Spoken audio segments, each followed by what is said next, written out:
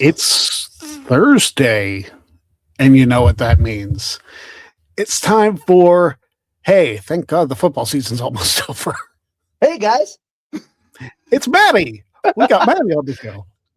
Yeah, we're here on Thursday. It makes it easier for both of us this week. Yeah. But no, I'm so glad that I could be here because it's time for one of my favorite weekends of the year. And I'll tell you, like, I'm not exactly hyped about a Super Bowl 49 rematch. I just hope that there is a much different result this time.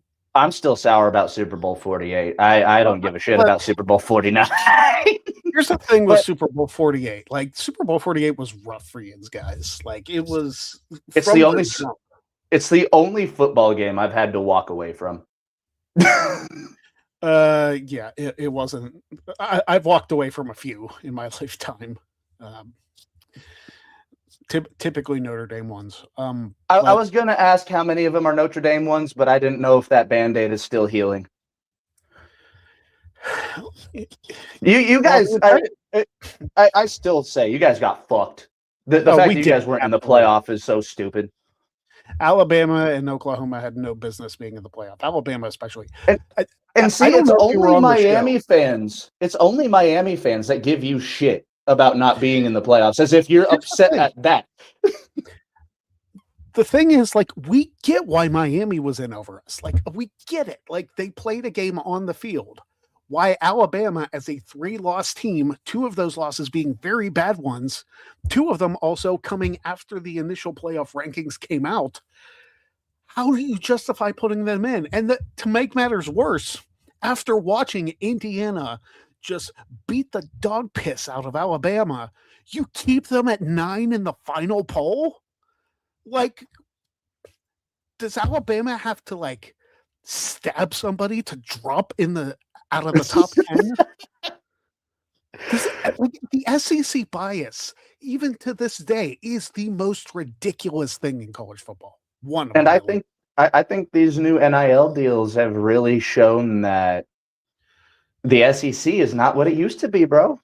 The SEC and it won't. I don't think the SEC truly will recover from the birth of these NIL deals. Good. Fuck the SEC. Hey, man, you know I watch college football for gambling purposes, so I don't have a dog in this fight other than go Tigers. I'm telling you, though, like, yeah, I assumed you wouldn't mean LSU or Auburn. But it's one of those things that I still enjoy college football. I'm just so frustrated with a lot of the political BS associated with it. Like, it's just so ridiculous. And, like, it should be you actually look at the schedules. You don't play any favorites, and you put the best 12 teams in. And people are throwing a fit about Notre Dame, saying if they're in the top 12 in the AP poll, then they get a spot in the playoffs, regardless of how the other seeds go. Guess what? If you want your top 12 teams in, and Notre Dame's a top 12 team, Notre Dame gets in. That's not that complicated to understand. But many people are upset. It's like, oh, well, you're taking away a spot. From who? From who? James Madison? Oh, no. God forbid James Madison needs a playoff game. They had, what, 5 losses? No, that was Duke, which, by the way, if the new rules for the playoffs are implemented like next year and the same thing happens that this year did, 7-5 Duke would be in the playoffs because they won the ACC.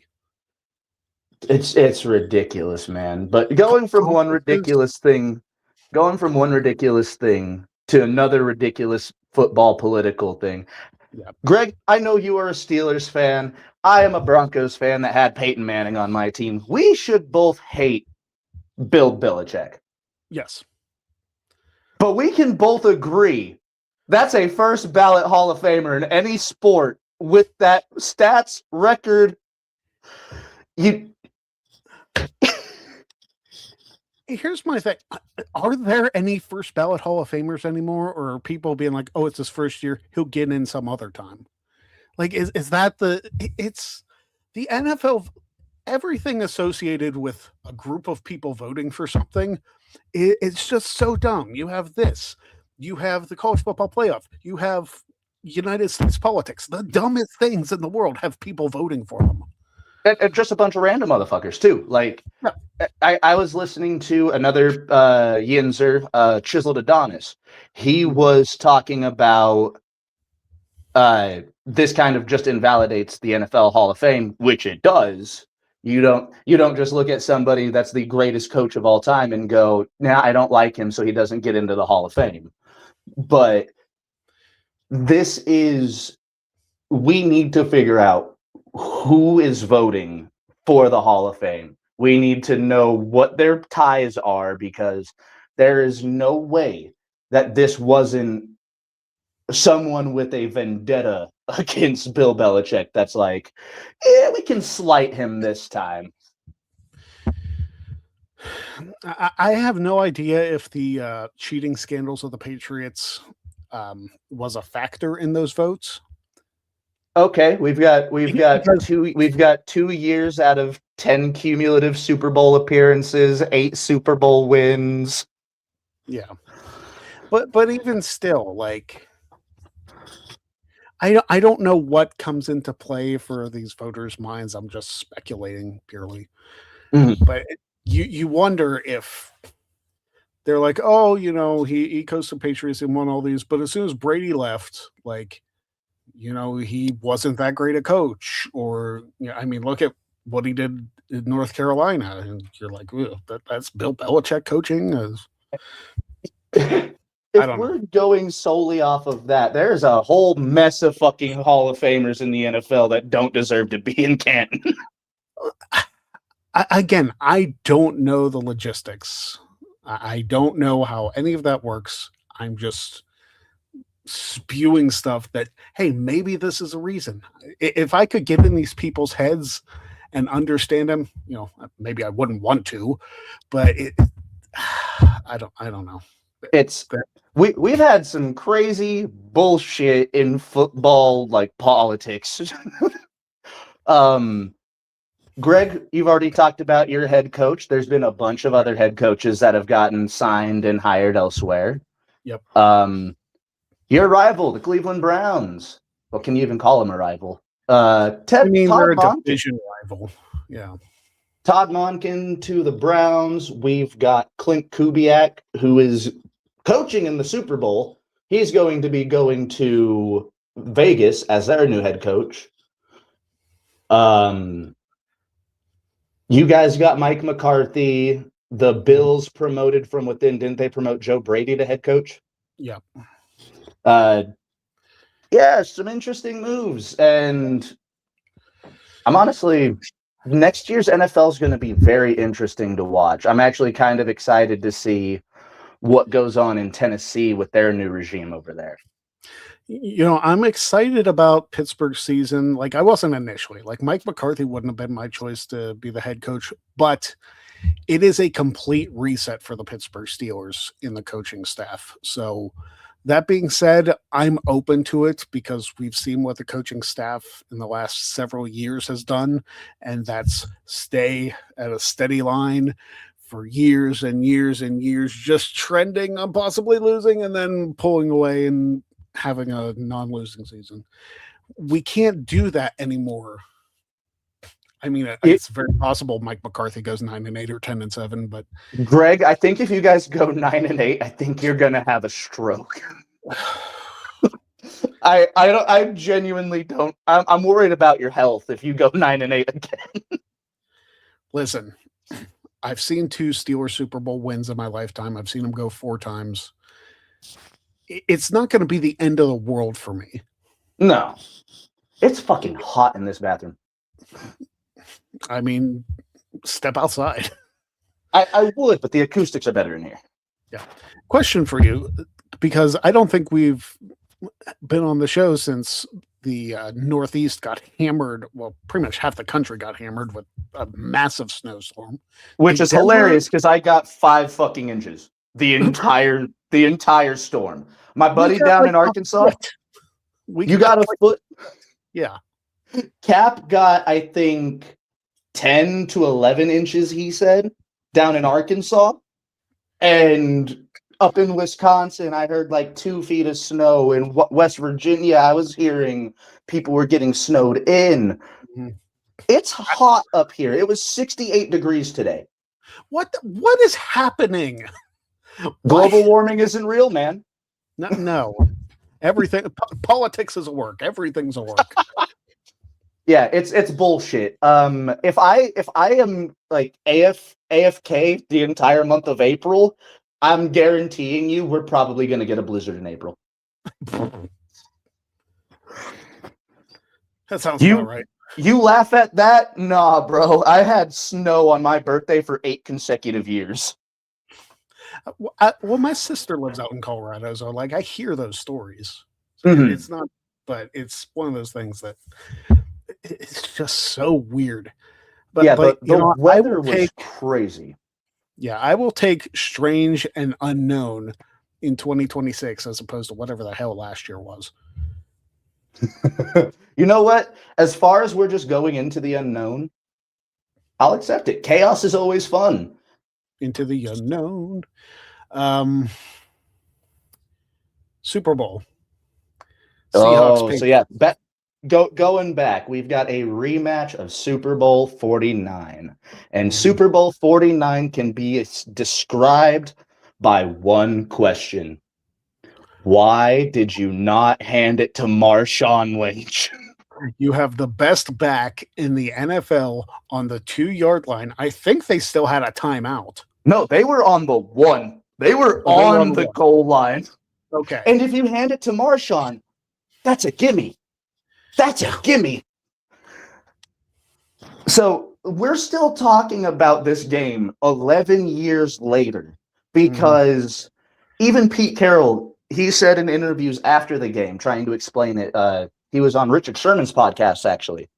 Yeah. And he said, well, we had one timeout, and I wanted to use all 4 chances to go for it. And at one point, you're going to have to throw it if you're going to go all 4 times. No, the fuck you don't. No, it's the Super Bowl. It's not on week the 1 yard line. So if you want to use all 4 of your chances, run twice and then throw on 3rd down.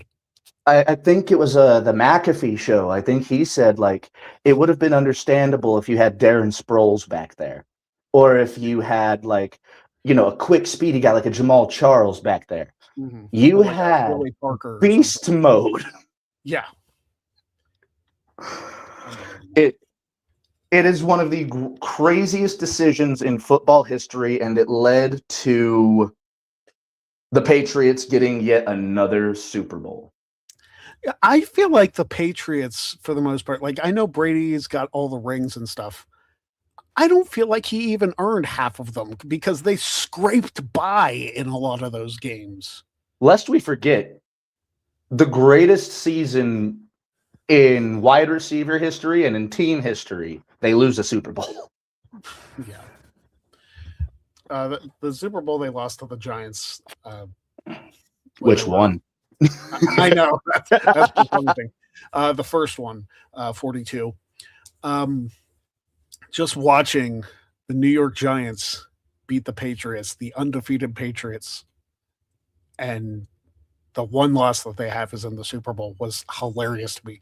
I literally laughed about that for a week straight. It was you had every reason to, because didn't they blow you guys out of the water that season? Probably. Here's the thing, like as far as those seasons go, I don't remember. If the Steelers don't make the playoffs or have a deep run in the playoffs, I typically forget the season. So, which makes sense. A lot of seasons lately have been very forgettable. Lucky for you, I have to remember every shit season the Broncos have had the last decade. Because that's all my decade has been. Yeah. I mean, listen, at least you've made the AFC Championship recently. And now, granted, that game was ugly as hell. Hey, but, man. We would have won a Super Bowl if Bo Nix was healthy. Yeah, that had a lot to do with it. Like, I don't know if Bo Nix got hurt in overtime or like what happened, but so what it was that was the play before he knelt the ball down. Whenever he did that scramble to try to get into better field position for the field goal. Yeah. It was while he was getting tackled, he fractured something in his ankle. That sucks. And the only reason I can say that is I saw a little clip of it, and then once he did the kneel down is whenever he went off to the sideline and he was limping. Well, they cut the camera over to him, and he's doing like, little calf raises, and he is wincing like he has been shot or something. Yeah. So you can kind of pinpoint where it happened. It's about the second to last play of the game. I'm surprised though that like they didn't try and put him in. Like, I don't know if you could have put like a boot or something on his ankle because he went into surgery that Tuesday. So they rushed him into surgery.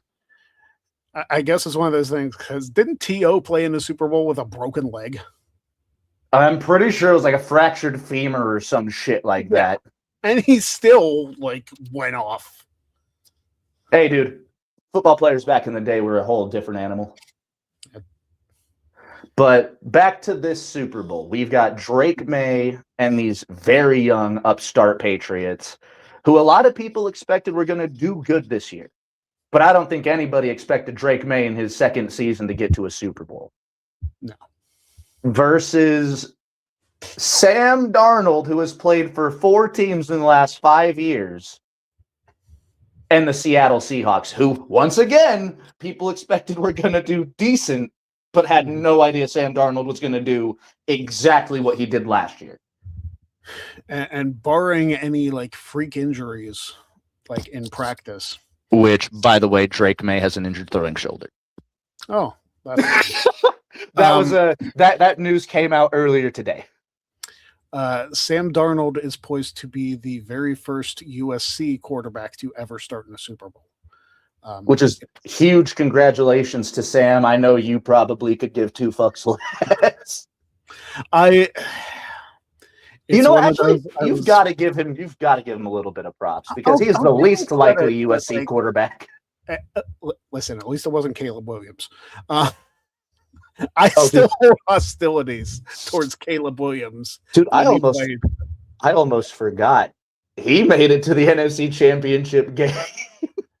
Or no, they got bounced out before the championship game. Yeah, they got bounced out by the Rams. Dude, I didn't even think about that. You would have had a conniption if he was in a Super Bowl in his second year. I would have had a conniption if Caleb Williams was the first USC quarterback to be in the Super Bowl. I would have lost my mind because I've been like, of all the people. Listen, I don't hold as much of a grudge against Sam Darnold because I remember in 2017 when Notre Dame and USC played, Notre Dame beat the shit out of USC. So it's like, I don't have that hostility towards Sam Darnold that I do with Caleb Williams. Well, that and Sam Darnold's had a rough damn near decade in the NFL now. Yeah. But Caleb Williams just like irked me when they played because everybody talked about him. And they do this with all the USC quarterbacks. It's like, oh, they're the greatest quarterback I've ever seen. They've been doing this with USC quarterbacks since probably before Matt Leinart. Oh, I was about to be like, I'll never forget how overhyped Matt Leinart was. Yeah. It was reminder, Matt Leinart was on that Super Bowl team with Kurt Warner. You want to know what he was doing? Holding a clipboard. Mm-hmm. That's why I specified starting quarterback. And people would say, oh, Carson Palmer would have gotten if Kimo von Oelhoffen wouldn't have taken his knee out. Carson Palmer, if you guys really want to say that, he went up against the Carolina Panthers in the Super Bowl that was going to play Denver. And remind me how Carson Palmer did in that game. I'm sorry. I don't have a beef with USC like Greg does, but I have enough wherewithal to know that they've never been the factory of quarterbacks that they were made out to be. No, not even close. John David Booty, anybody? Mark Sanchez, back to Matt Leinart. But then those were all phenomenal quarterbacks in college. What's up, Suge? How you doing, brother? Good to They see were you. all good quarterbacks in college.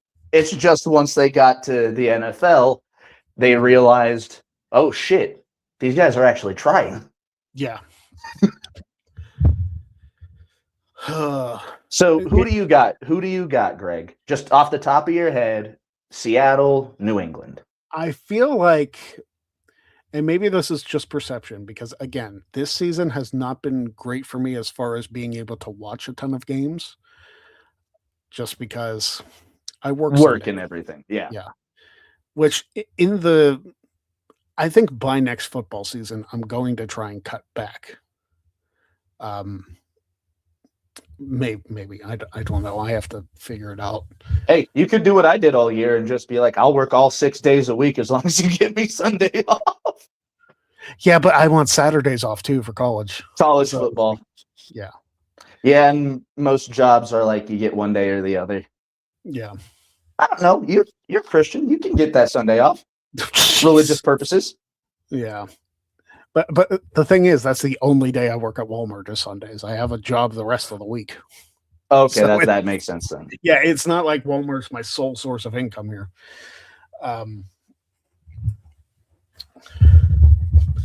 Listen, this channel takes off, then I'll be out. We'll do it better. Yeah.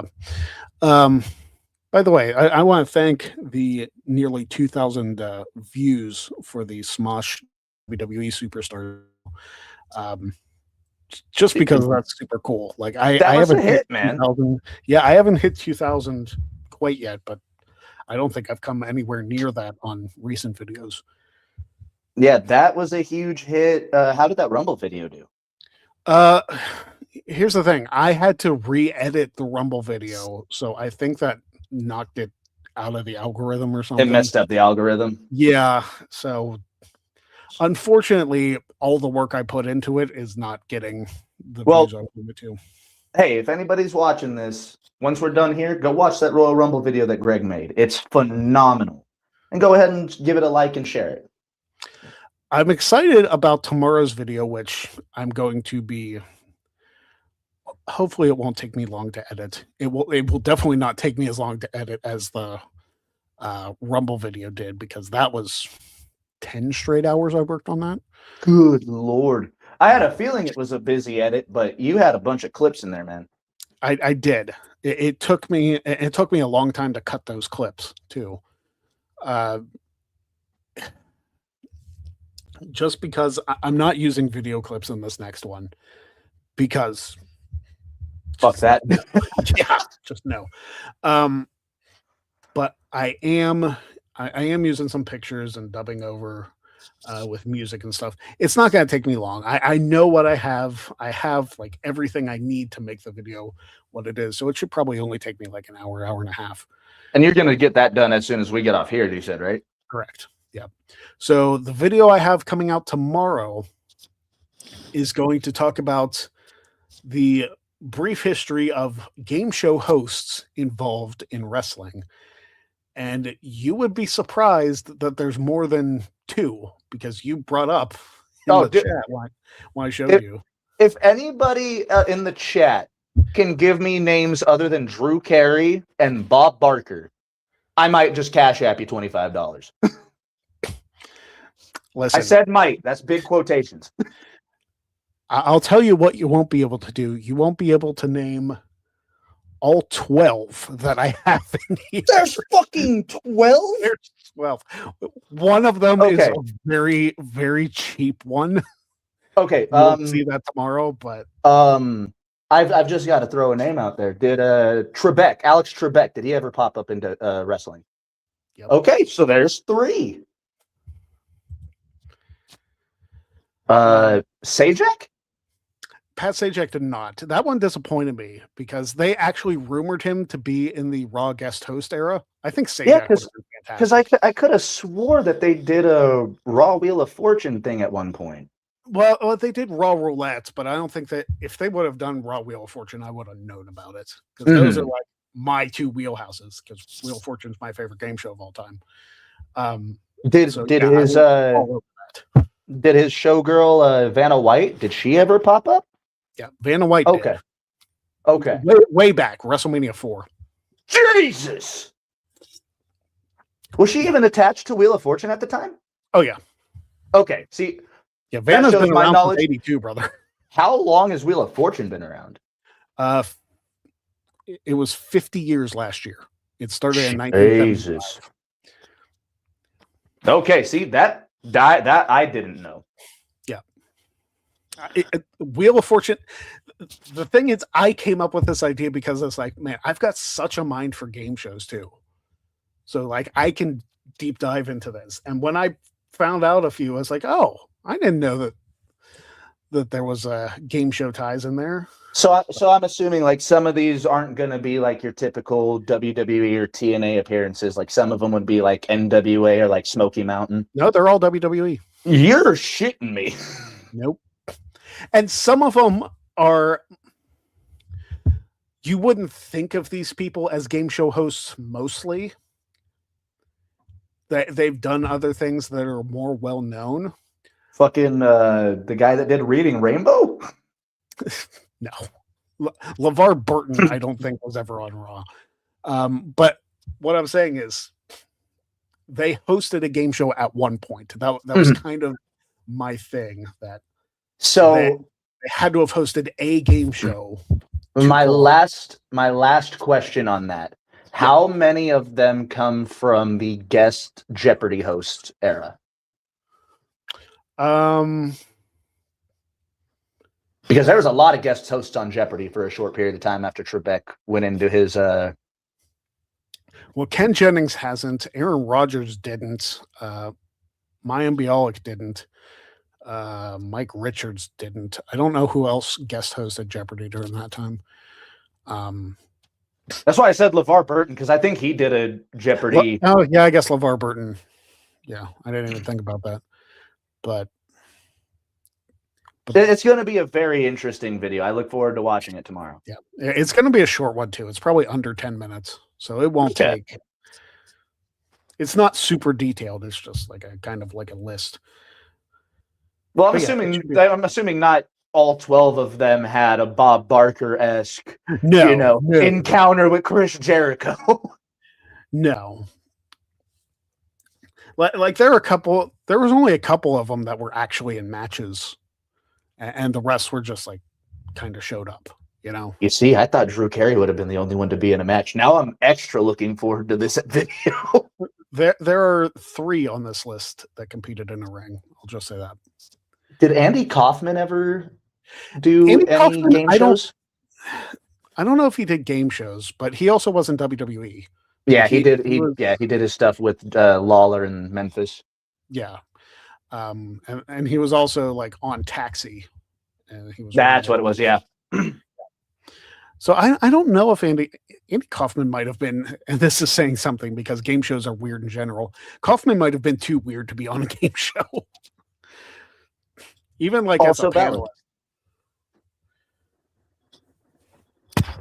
But yeah, I'm looking forward to that. I hope it's a good turnout. I understand it's not probably going to have the popularity of like a Smosh video, which I need to talk to Ella about doing another one because I mean, there's a lot of wrestlers and you can jump to different promotions. Oh, I think I got one in the comment section saying that we needed to do that list with AEW superstars or AEW wrestlers rather. Somebody said to do it with instead of Smosh with Good Mythical Morning. Oh, that would be good too. The thing is, Ella hasn't watched Good Mythical Morning as much, so she's not as familiar. So I would need somebody who has that familiarity with like a lot of the cast of Good Mythical Morning for that. It's a good idea. Like I'm not shooting it down. Like, dude, like that could be a weird niche. That could be a really weird niche that you could do several episodes. Because like the great thing with Smosh is they're improv essentially. They've got so many characters that they portray, like you showed in that video with The Chosen. Yes. I was proud of my Chosen. You did great. You did phenomenal, dude. I spent on the shirt, the shorts, the sunglasses, and the chain like $80. That's not that bad, really. It's not that bad, but like for a YouTube video that not a ton of people are going to see, it's a little pricey. Oh, dude, let's not even get into the amount of robes I bought for the bit. I think I spent over $150 on just random robes. Jeez. Yeah. So that Game Show 1 will be coming out tomorrow, 1:00 Eastern. So go check that out. It'll be a good one. So getting back to the Super Bowl, it is being played in the Field of Jeans. I'm going to call it that forever now because I don't remember who said it, but it was incredible. Why they never thought of calling Levi's Stadium the Field of Jeans blows my mind. They need to. That's a brilliant word. If you build it, they will come, especially if they're from Seattle. Yeah. But yeah. What do you think is going to be the story of the game? Because both teams have shown they really like to air it out. They do. To me, I think the story of the game is going to be the defense of Seattle. That kind of Legion of Boom 2.0 they've been hyping. You know what? After what they did to the 49ers, I think that the Seahawks are going to go in there. They're going to have, even though I'm pretty sure a lot, if not the entire team from Super Bowl 49 is not on the Seahawks anymore. They are going to have that in their mind, be like, this is what happened 11 years ago. And like the entire football world has not forgotten about the mistake that was made. And you know names like Richard Sherman, names like Bobby Wagner, you know, people that played on that. I don't know if Cam Chancellor, I think he's in jail right now. I could be wrong. Jeez. No, I think I saw a video or something like the other day that he's dealing with legal issues. But like, you know, a lot of those players from that team are going to be in attendance. They're going to be down on the field giving Sam Darnold some tips, giving that defense some tips. You know, Richard Sherman's going to be there and be like, I watched like 17 games from this New England Patriots team, and Richard Sherman's been touting them all year.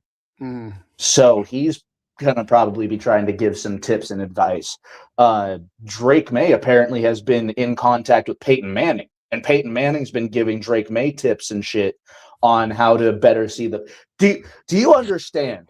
If Drake May, with his ability and athleticism, at all has like 25% of the intelligence Peyton Manning does, he's going to be the greatest quarterback of all time. But does he have to play for the Patriots? Apparently so. Greg, we can't get out of that hellhole. Like, we just got out of the Chiefs one. Like, the Chiefs were bad this year. It's like, oh, good. We have somebody new to represent the AFC, and it's the freaking Patriots. The Patriots are to you what the Chiefs have been to me for the last decade. Like, I didn't enjoy watching all of the Patriots Super Bowls. I didn't enjoy it, but I didn't hate it like I hated the Chiefs going fucking to 8 straight fucking AFC championship games and like 6 Super Bowls out of that. Yeah. Like, I've been going through it, but you had been going through it because Tom Brady and Bill Belichick owned your guys' ass in the playoffs for a long time. This has been happening since I was in high school, Matty. Like, I have been through the ringer for 20 plus years with the Patriots team. The crazy thing is the Steelers beat the Patriots this year. That happened. You wouldn't know it. Week 2, I think. Oh, I know it was early in the season. Yeah, or not week 2, because I think we lost to the Seahawks. It might I think it was like week 1, dude. No, they lost to the Raiders week 1. I think. Hold on. You No, might have to. No, the Steelers beat the Jets in week 1 because they hyped up the Aaron Rodgers versus the Jets. Yeah. Then I think they lost to Seattle in week 2. New England was in the first 5 games because they went 4-1. I'm pretty sure it was week 3 or 4. No, what I meant was I think the Raiders beat the Patriots week 1. Oh, I got you. Because I think that was like the big story was so many people were like, this Patriots team is going to be crazy this year. And then they were one of the only wins for the Raiders. Which, by the way, that's a crazy start to finish. Lose to the Raiders, who now have the number 1 overall pick in the draft, and you make it to the Super Bowl. Mm-hmm. There's got to be a statistic out there of teams that lost their first game and made the Super Bowl. I don't think it's many. I don't have the resources to look that up right now. Well, I do. Give me a second.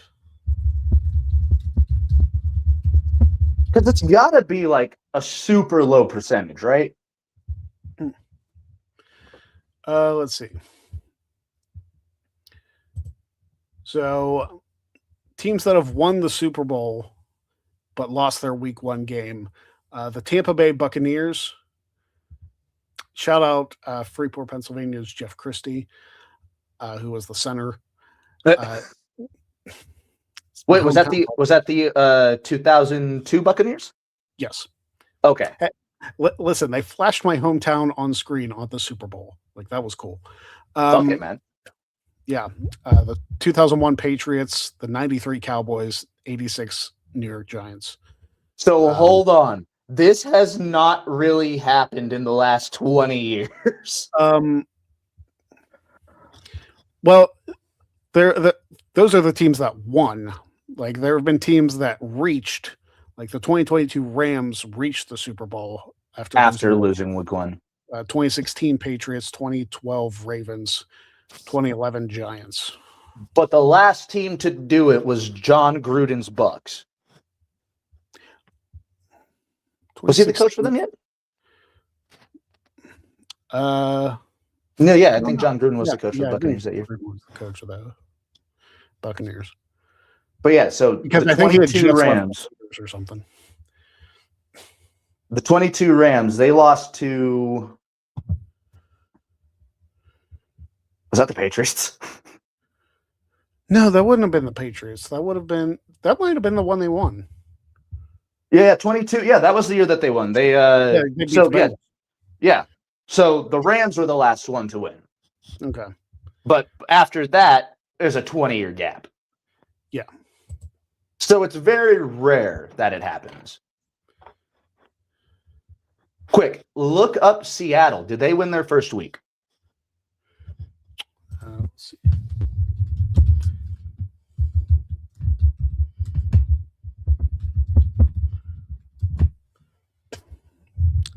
Let's see. Seahawks schedule.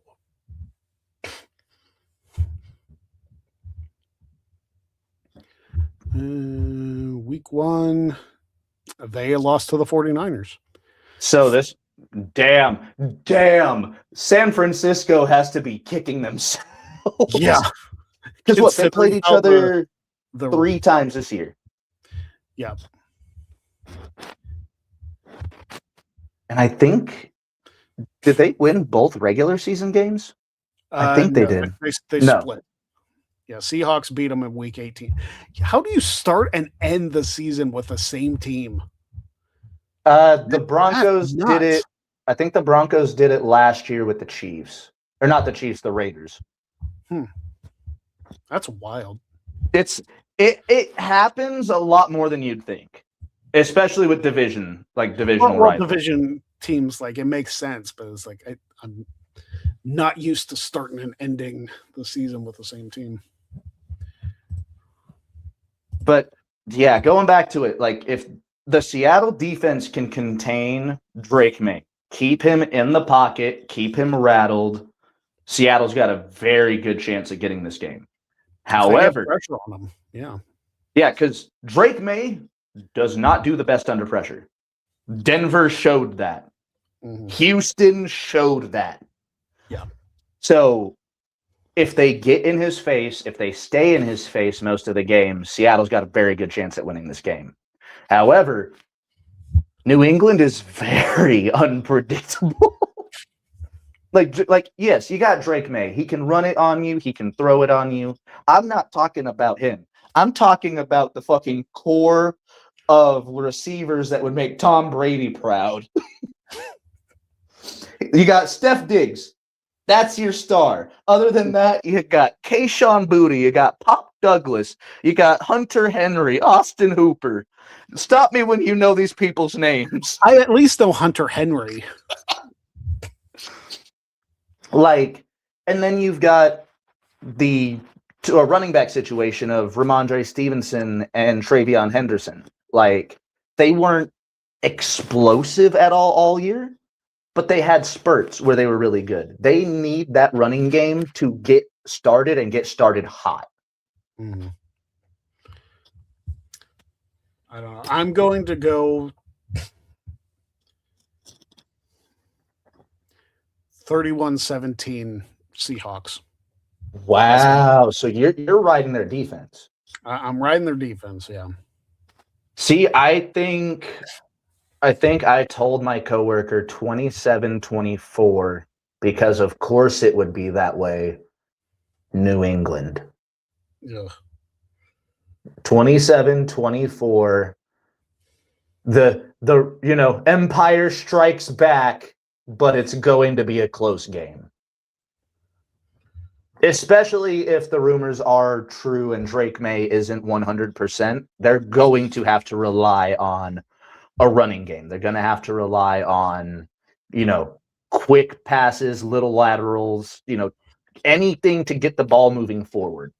Yeah. I don't think we're going to see him trying to air it out like he had all year. So I did football squares. I don't know if you can see this. Which one did you fill out? Well, mine are all the ones that say GC. So I have 10 spots.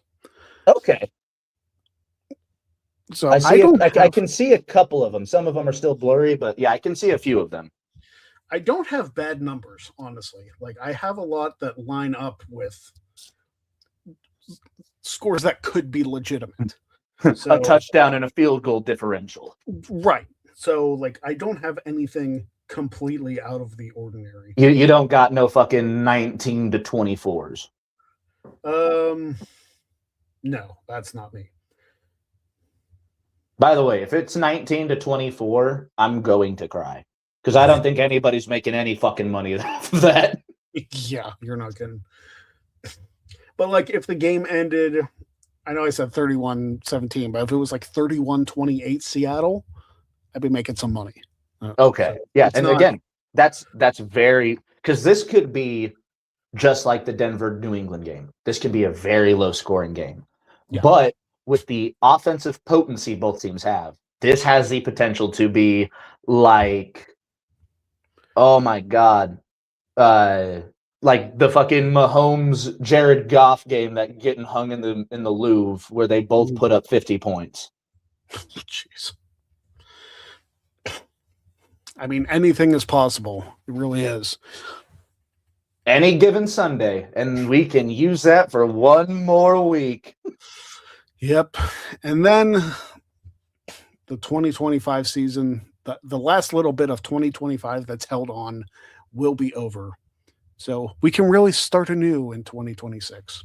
And honestly, with this being my last stream talking about football before the Super Bowl, yeah, I've just got to say thank you to all of the NFL teams. This was one of the most fun NFL seasons I've watched in a long time. The amount of crazy catches that we had, the amount of on-field drama. DK Metcalf punched a motherfucker. Did you see that Lions fan is trying to sue DK and the Steelers for $100 million? I wish him the best of luck, and he's going to be bankrupt after he loses this lawsuit. That guy is such a freaking tool, man. And he's been fucking with DK for years, apparently. This isn't this isn't an isolated incident. No, and now he's trying to get paid off of it. He looks like the biggest jagoff that's not letters from New York.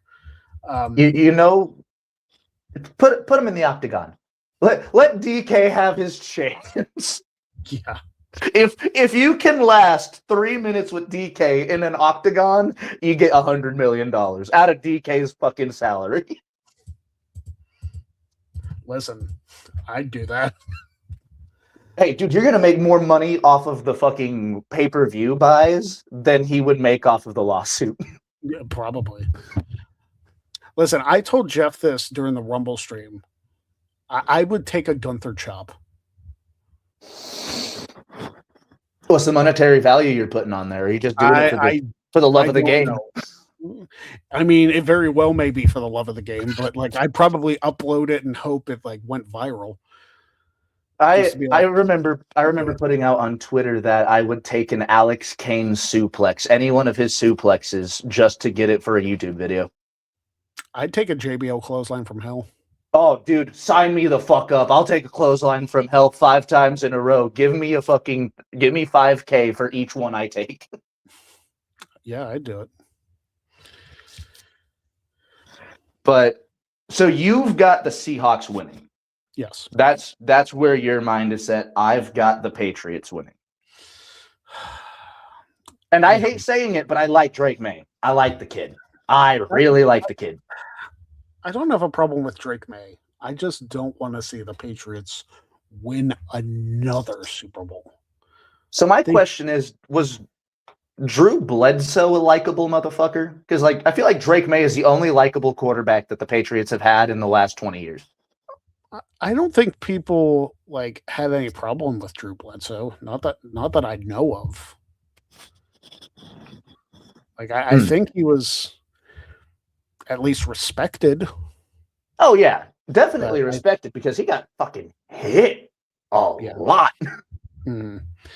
But I don't think the vitriol came as much for Drew Bledsoe as it did for Tom Brady. But that's because of the whole like all the cheating scandals and Deflategate and all that stuff. All of that stuff followed him around. It still follows him around. And see, we can get back to the Bill Belichick thing here. If Tom Brady makes it in on his first ballot and Belichick didn't, throw the entire Hall of Fame out. It's one of those things where you argue too. How much of the Patriots' success was Brady? How much of it was Belichick? I don't know, man. 333 fucking wins as a head coach. How many of those were with Brady, though? Valid. But still, you coached 333 wins. And Brady went to the Buccaneers and won another ring. So valid. And then his final year of his career, he almost killed his legacy. Isn't his final pass in the NFL a pick six? Yes. It's to I think it's a Green Bay Packer. I think it was a Green Bay Packer because I think Tom Grassi holds it over Tom Brady. I was gonna say, where's Annie Agar when you need her? It's gonna be a fun game. I'd like to get on the show. Annie Agar, dude, I love her content. Like her, Benchwarmer Brandon. Who's that new kid that's been doing those style videos? Have you seen him? He does like Injury Demon and shit like that. Oh no, I thought you were talking about what's his name, Drew Allen, who does. I love the Cleveland Browns. I love that guy too. That guy too. Although he's the only person in the world who makes the Browns sympathetic. Does he make them sympathetic or does he make them just lovable? You know, the lovable idiot. Which, as a Steelers fan, like tears me up. It's like I don't want to root for the Browns, but this is such good content. And we punt. Punt. Look, there have been quite a few new content creators that are going into like the sports realm and doing that style of content. Yeah. I love all of them. They're doing phenomenal work. There's a guy that does basketball content, and I It's not Kofi, which, by the way, Kofi, who used to work for Secret Base, he's another phenomenal content creator. He just watched every episode of the first season of Pros versus Joes and did content on that. But yeah, there's a lot of great content creators like us out here.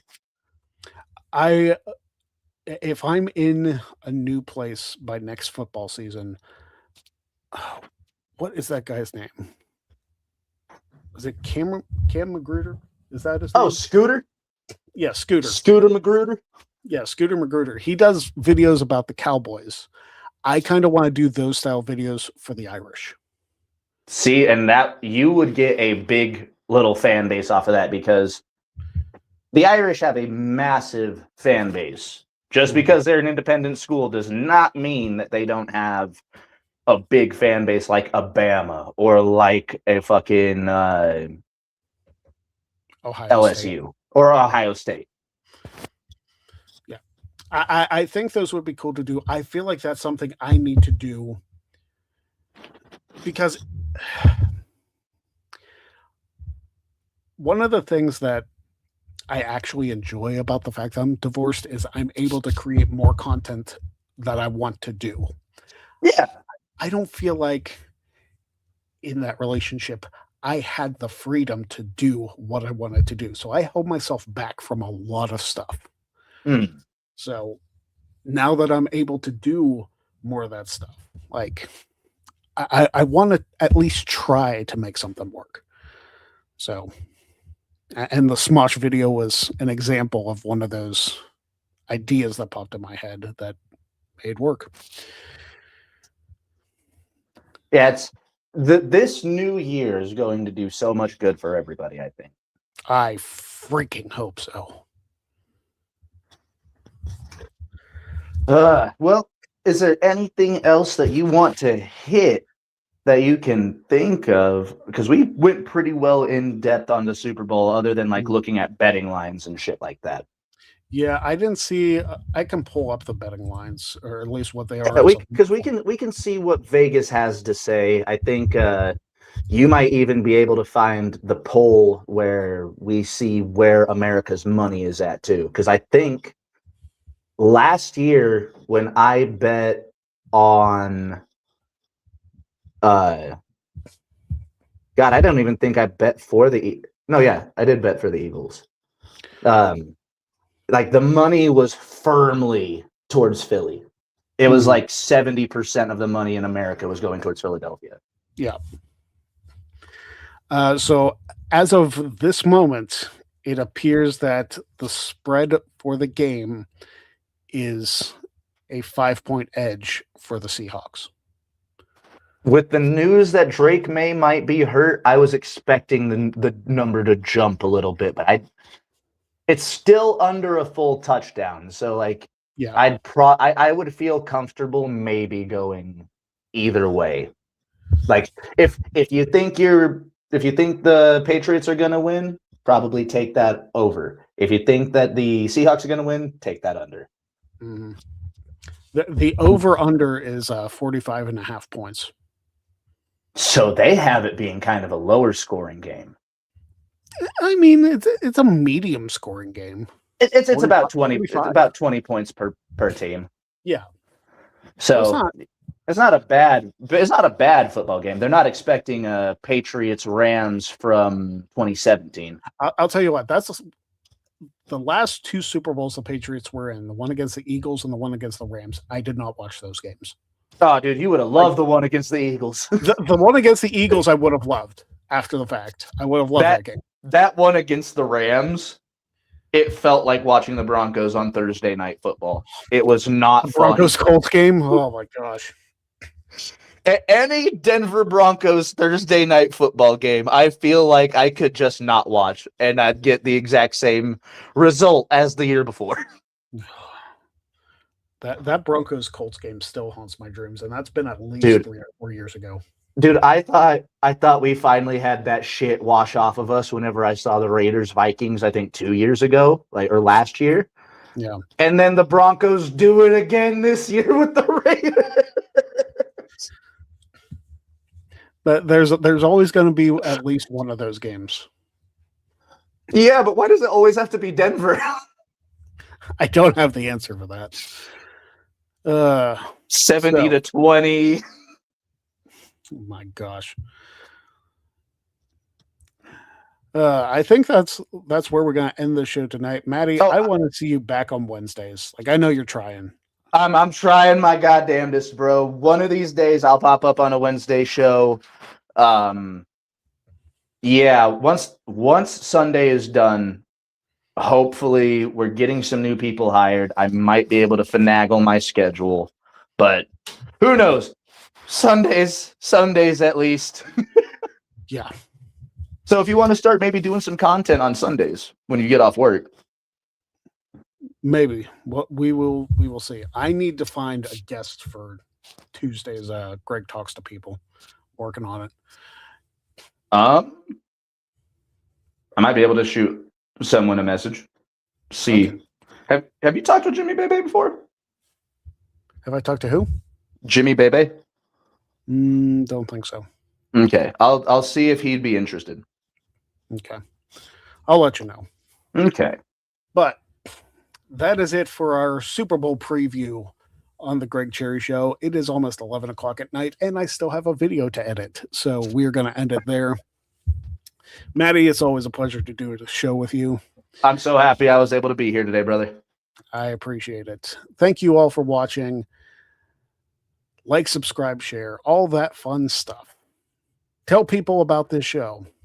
We're on the road to 1 million subscribers, people. Yeah. chugging along on our gym scooter. If you know, you know.